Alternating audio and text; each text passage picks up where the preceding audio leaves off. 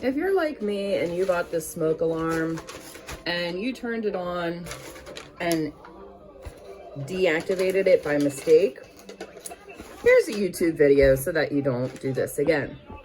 As you can see, one is blinking. Oh, it was blinking. Red should show up soon. There we go.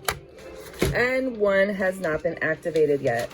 I will tell you, this arrow tells you that the tab can go up to deactivate it. Once you deactivate it, it no longer can be activated. So I got this out of the package, just like this.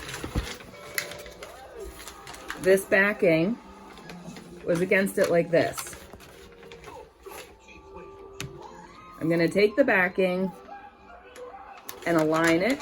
I haven't done anything to this right here. That is still in the same position.